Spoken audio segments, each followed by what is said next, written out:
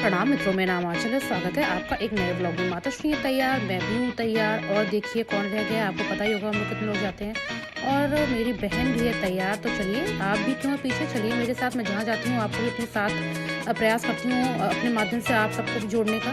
तो चलिए आज चलते हैं खटुआ तरे। अक्षय आमला नवमी हमारे यहाँ नाम नहीं लिया जाता है, खटुआ तरे बोलती है मेरी माताश्री, बताया उन्होंने। तो हम सब लोग आ गए पूजा करने। ये देखिए यहाँ पर है खटुए का पेड़। तो मेरी बहन और मेरी माताश्री कर रही है पूजा।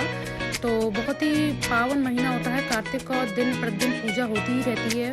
भगवान हरि विष्णु की पूजा जितनी की जाए उतनी कम है। कार्तिक माह का अपना ही अलग महत्व है। तो खील बताशे और जो भी पूजन का सामग्री है वो सब लोग लेके गए थे। यहाँ पर होती है पूजा, जहाँ पर खटुआ का पेड़ होता है वहाँ पर माताश्री कर रही है आरती और दीपदान। क्योंकि हम लोग डेली नहीं आ पाते हैं, तो आप 365 बातियों का जहाँ पर भी जिस मंदिर में आप प्रतिदिन नहीं जा पाते हैं वहाँ पर कार्तिक माह में एक साथी बनाकर आप दीपदान कर दीजिए, जो आपको पूरे साल का माना जाता है। उसके बाद ये 108 जो गांठें लगाई जाती हैं धागे में, वो बांधी जाती हैं इसमें खटुए के पेड़ में। तो ये मेरी बहन बांध रही है, इसकी परिक्रमा करी जाती है। तो ये बांधेगी। अच्छा, आपको कहानी पता है कि नहीं पता है, मैं बताती हूँ आपको। एक राजा थे, अवल राजा थे। वो प्रतिदिन आंवले का दान करते थे अपनी रानी के साथ। तो ये बात उनकी लड़की और बहू को बिल्कुल भी पसंद नहीं आई कि दिन प्रतिदिन दान करते हैं तो ऐसा तुम्हारा कोष ही खाली हो जाएगा। तो लड़की और बहू ने अपने माता पिता को बाहर निकाल दिया घर से। तो कोई बात नहीं, वो बहुत सीधे थे, वो बाहर निकल गए। तो वो गाँव के किनारे चले गए। तो वहाँ पर उन्होंने अपना एक घर बनाया। धीमे धीमे वो इतना बड़ा राजमहल बन गया। और जो उनके लड़के और बहू थे वो दोनों रंग हो गए। जब वो उनके खाने के पास भी कुछ नहीं बचा उनके पास, तो वो दोनों लोग वहीं पहुंच गए। उनको ये नहीं पता था कि हमारे माता और पिताश्री का ये घर है। तो एक दिन जो रानी थी वो अपनी सासू माँ के बाल बना रही थी। तो उसने उसको पीठ पे मसा था उनकी सास के। तो उसकी भी सास की भी था, उसको पता था, पर ये नहीं पता मेरी सास। वो रोने लगी तो उसकी आँख से जब आंसू उनकी पीठ पर गिरे तो उन्होंने कहा, अरे तुम तो मेरी ही बहू हो।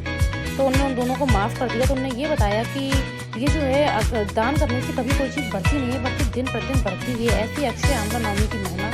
तो अक्षय जो है, जिसका कभी क्षय ना हो, तभी से अक्षय आमला नवमी मनाई जाने लगी। तो कैसी लगी मेरी कहानी? मुझे ऐसी पता तो मैंने आपको ऐसे बता दी। और भी बहुत सारी कहानियाँ हैं कार्तिक मास की, और भी बहुत सारी। तो मैंने बहुत शॉर्ट में आपको बताने का माध्यम से बहुत शॉर्ट कहानी बताने का प्रयास किया है, जिससे आप समझ भी जाएँ। और जिन लोगों को पता है उनको तो पता ही है, उनको क्या कहना। जिनको नहीं पता उन लोगों को मैंने बता दिया। यहाँ पर देखिए पटिया भी लगी हैं। तो ये देखिए, मैंने कहा मैं भी तुम्हारे साथ बांध लेती हूँ। तो मैं इसके साथ लग गई बांधने के लिए। ये देखिए कि मैंने भी की पूजा और बहुत ही आत्मिक सुकून मिला, बहुत मज़ा आया। और ये आंटी जी पता नहीं मुझे ऐसे क्यों देख रही थी घूर के, पता नहीं, मुझे कुछ समझ में नहीं आया। ऐसे देख रही थी, पता नहीं क्या करेंगी। जो भी है, मुझे देख रही थी, मैं पूजा कर रही थी, तो पता नहीं क्यों इतने ध्यान से।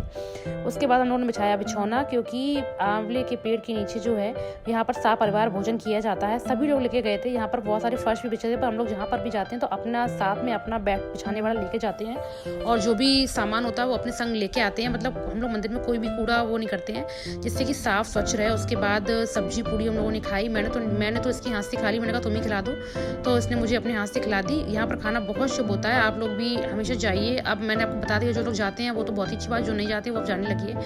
तो पूरे परिवार के साथ यहाँ पर भोजन किया जाता है, जिससे कि परिवार में सदा खुशहाली रहे और सारी सुविधाएं हमारे परिवार में मौजूद रहें। और मैं तो ऐसी कामना करती हूँ कि मेरे सारे व्यूवर्स के पास भी सारी सुविधाएं मौजूद रहें, और जो वो चाहते हैं भगवान हरि विष्णु उन सबका कल्याण करे। देखिए मुझे इसने बैठ खिला दी, और ये सब लोग मुझे देखने लगे। मेरी बहन मुझे खिला दी, पता नहीं क्यों देखने लगे, उन्हें पता नहीं अजीब सा लग रहा होगा, पर मैं तो खा लेती हूँ, मुझे खिला देती है। ये आंटी बहुत दूर देख रही थी, कोई बात नहीं।